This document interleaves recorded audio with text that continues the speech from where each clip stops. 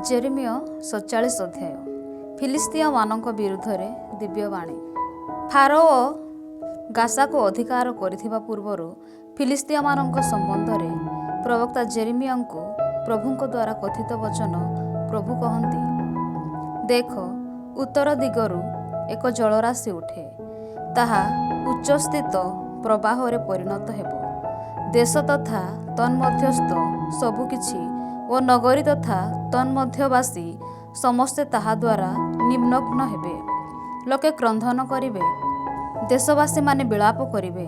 सेमानंक घटक मानंक खुरा शब्द, रथ समूहरु धावन रब ओ चक्र गुड़िकर निनाद शुणी पिता माने सेमानंक संतान मानंक आड़े पछकु मध्य न चाहि पलायन करंती।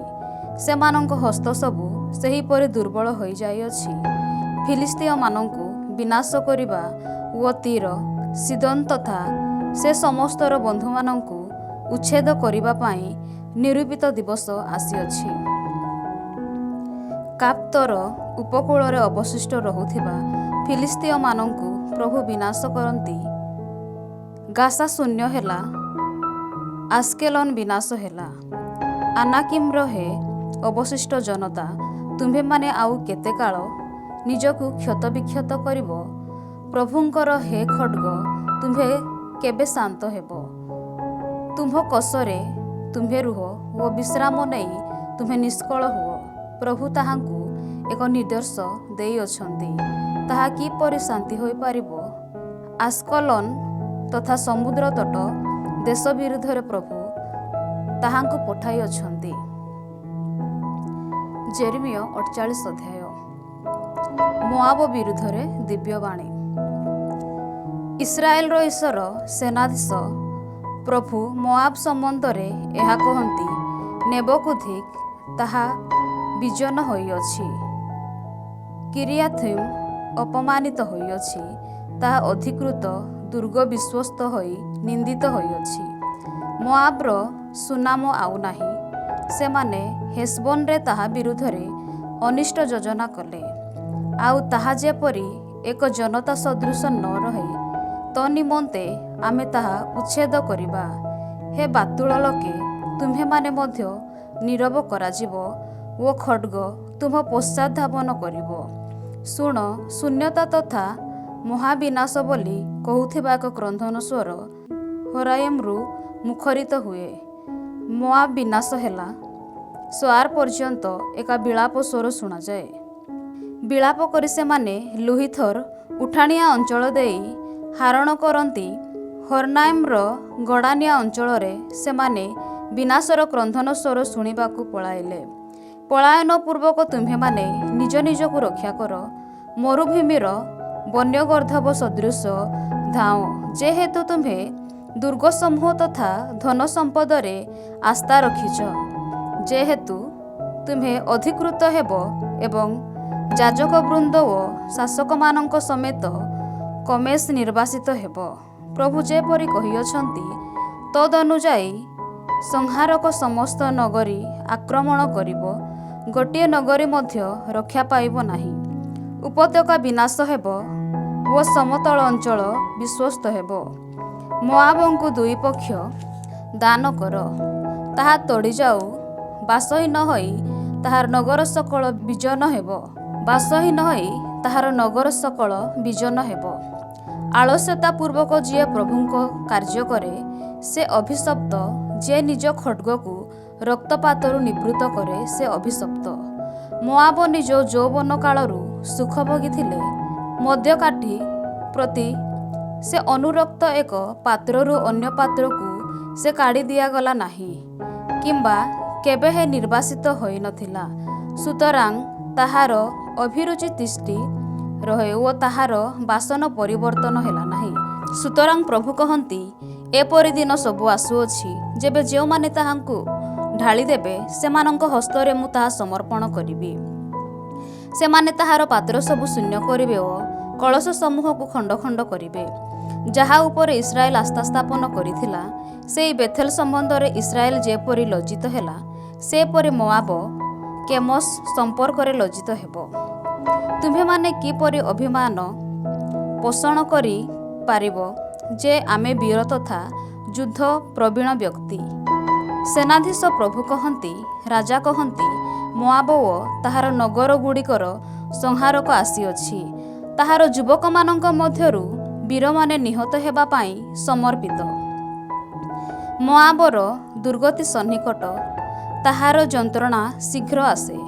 ତାହାର ଚତୁଃପାର୍ଶ୍ୱସ୍ଥ ହେ ଲୋକେ, ତାହାର ନାମର ପରିଚୟ ପ୍ରାପ୍ତ ହେ ସମସ୍ତ ଲୋକେ। ତାହାର ସ୍ମରଣ ପାଇଁ ବିଳାପ କର, କୁହ ଯେ ତାହାର ପ୍ରବଳ ତଥା ପ୍ରତାପମୟ ରାଜଦଣ୍ଡ କିପରି ବିଶ୍ୱସ୍ତ ହେଲା। ହେ ଦିବ୍ୟନାଶୀ, ତୁମ୍ଭ ପ୍ରତାପ ବିଶିଷ୍ଟ ସ୍ଥାନରୁ ଓହ୍ଲାଇ ଆସ, ଶୁଷ୍କ ଭୂମିରେ ବସ, କାରଣ ମୋଆବର ସଂହାରକ ତୁମ୍ଭ ବିରୁଦ୍ଧରେ ଆସିଅଛି ଓ ତୁମ୍ଭ ଦୁର୍ଗସମୂହକୁ ବିନାଶ କରିଅଛି। ହେ ଆରୋଏରବାସୀ, ପଥ ପାର୍ଶ୍ୱରେ ଠିଆ ହୋଇ ନିରୀକ୍ଷଣ କର। ଯେ ପଳାୟନ କରେ ଓ ଯେ ରକ୍ଷା ପାଏ, ତାହାକୁ ପଚାର କ'ଣ ଘଟିଲା। ବିଧ୍ୱସ୍ତ ହୋଇ ମୋଆବ ଅପମାନର ପାତ୍ର ହୋଇଅଛି। ସୁତରାଂ ବିଳାପ ତଥା କ୍ରନ୍ଦନ କର, ଆର୍ଣ୍ଣୋନର ତଟରେ ପ୍ରଖ୍ୟାପନ କର ଯେ ମୋଆବ ବିଜନ। ମାଳଭୂମି, ଲୋହନ, ଜାହସ, ମେଫାତ, ଦୀବନ, ନେବ, ବେଥ ଦିବ୍ଲାଥାଇମ, କିରିୟାଥାଇମ, ବେଥ ଗାମୁଲ, ବେଥ ମେୟାନ, କେରିୟତ ବ୍ରସ୍ରା ଓ ମୋଆବର ସୁଦୂର ତଥା ନିକଟବର୍ତ୍ତୀ ସମସ୍ତ ନଗରୀ ବିରୁଦ୍ଧରେ ନ୍ୟାୟ ବିଚାର ଆସନ୍ନ। ପ୍ରଭୁ କହନ୍ତି, ମୋଆବର ସିଂହ ଟଳା ହେଲା, ତାହାର ହସ୍ତ ଭଗ୍ନ ହେଲା। ପ୍ରଭୁଙ୍କ ବିପକ୍ଷରେ ମୋଆବ ନିଜକୁ ମହିମାନ୍ୱିତ କରିଥିବା ଯୋଗୁଁ ତାହାଙ୍କୁ ଉନ୍ମୁକ୍ତ କର। ତାହାର ବମନ ମଧ୍ୟରେ ସେ ଗଢ଼ି ରହୁ ଓ ହାସ୍ୟାସ୍ପଦ ହେଉ। ଇସ୍ରାଏଲ କ'ଣ ତୁମ୍ଭ ପରିହାସ ପାତ୍ର ହୋଇ ନଥିଲା? ଯେତେଥର ତାହା ସମ୍ବନ୍ଧରେ ତୁମ୍ଭେ କଥା କହିଲ, ସେତେଥର ତୁମ୍ଭେ ଯେପରି ମସ୍ତକ ହଲାଇ ଦିଅ, ସେଥିପାଇଁ ସେ କ'ଣ ଦୃଶ୍ୟମାନଙ୍କ ମଧ୍ୟରେ ଦେଖାଗଲା। ହେ ମୋଆବବାସୀ ନଗର, ସକଳ ତ୍ୟାଗ କରି ଶୈଳ ଫାଟ ମଧ୍ୟରେ ବାସ କର। ଗହ୍ୱରର ମୁଖ ପାର୍ଶ୍ୱରେ ନୀଡ଼ ବନାଇଥିବା କପୋତ ସଦୃଶ ଜୀବନଯାପନ କର। ମୋଆବର ଅହଙ୍କାର ସମ୍ବନ୍ଧରେ ଆମେ ଶୁଣିବାକୁ ପାଇଅଛୁ। ସେ କିଭଳି ଅହଙ୍କାରୀ, ଉଦ୍ଧତ, ଗର୍ବୀ, ଦାମ୍ଭିକତା ତଥା ଅବଜ୍ଞାକାରୀ। ପ୍ରଭୁ କହନ୍ତି, ତାହାର ଦାମ୍ଭିକତା ମୁଁ ଜାଣେ, ତାହାର ବଡ଼ିମା ଭାବ ତଥା କାର୍ଯ୍ୟ କପଟୀ ଅଟେ। ସୁତରାଂ ମୋଆବ ପାଇଁ ମୁଁ ବିଳାପ କରେ, ମୋଆବୀୟମାନଙ୍କ ପାଇଁ ମୁଁ ରୋଦନ କରେ, କିର ହେରେସବାସୀ ପାଇଁ ମୁଁ କ୍ରନ୍ଦନ କରେ। ସିବ୍ମାର ହେ ଦ୍ରାକ୍ଷାଲତା, ପାସେର ପାଇଁ ବିଳାପ କରିବା ଅପେକ୍ଷା ତୁମ୍ଭ ପାଇଁ ମୁଁ ଅଧିକ ଦୁଃଖ ପ୍ରକାଶ କରେ। ତୁମ୍ଭ ଆଶା ପ୍ରଶାଖା ସମୁଦ୍ରକୁ ଦୌଡ଼ି ଯାଇ ଜାସେର ପର୍ଯ୍ୟନ୍ତ ଆସି ପହଞ୍ଚିଲା। ତୁମ୍ଭର ଗ୍ରୀଷ୍ମକାଳୀନ ଫଳ ତଥା ଦ୍ରାକ୍ଷାଫଳ ସଂହାରକ ଆକ୍ରମଣ କଲା। ମୋଆବର ଫଳାଧାରୀ ଦେଶରୁ ସନ୍ତୋଷ ତଥା ଆନନ୍ଦ ଅନ୍ତର୍ଦ୍ଧାନ ହେଲା। ଦ୍ରାକ୍ଷାକ୍ଷେପଣ ଯନ୍ତ୍ରରୁ ଦ୍ରାକ୍ଷାରସ ଆଉ ବହୁ ନାହିଁ। ସନ୍ତୋଷର ଚିତ୍କାର କରି କେହି ପେଷାଯନ୍ତ୍ର ଦ୍ରାକ୍ଷା ଦଳୁ ନାହିଁ। ଚିତ୍କାରର ଆନନ୍ଦ ସୂଚକ ନୁହେଁ। ହେଶବନ ଓ ଏଲାଏଲ କ୍ରନ୍ଦନ କରେ, ଜାହାଜ ପର୍ଯ୍ୟନ୍ତ ସେମାନଙ୍କ ସ୍ୱର ଶୁଣାଯାଏ। ସୋଆସଠାରୁ ହାରୋନାଇମ ଓ ଏଗ୍ଲାଥା ସେଲିସିଆ ପର୍ଯ୍ୟନ୍ତ ତାହା ଶୁଣାଯାଏ। ନିମ୍ରିମର ଜଳାଶୟ ସକଳ ମଧ୍ୟ ଶୂନ୍ୟ। ପ୍ରଭୁ କହନ୍ତି, ମୋଆବ ପୂଜା ସ୍ଥଳୀମାନଙ୍କରେ ତାର ଦେବ ଉଦ୍ଦେଶ୍ୟରେ ଯିଏ ନୈବେଦ୍ୟ ଉତ୍ସର୍ଗ କରେ ଓ ପୂଜା ଅର୍ଚ୍ଚନା କରେ, ତାର ପରିସମାପ୍ତି ମୁଁ ଘଟାଇବି। ସୁତରାଂ ମୋଆବୀୟ ତଥା କିର ହେସରୀୟମାନଙ୍କ ସ୍ମରଣରେ ମୋର ହୃଦୟ ବଂଶୀ ମୋର ସଦୃଶ ରୋଦନ କରେ। ସୁତରାଂ ମୋଆବୀୟ ତଥା କିର ହେରେସୀୟମାନଙ୍କ ସ୍ମରଣରେ ମୋର ହୃଦୟ ବଂଶୀ ରବ ସଦୃଶ ରୋଦନ କର। ସେମାନଙ୍କ ଦ୍ୱାରା ସଞ୍ଚିତ ଥିବା ସମସ୍ତ ସମ୍ପଦ ବିନାଶ ହେଲା।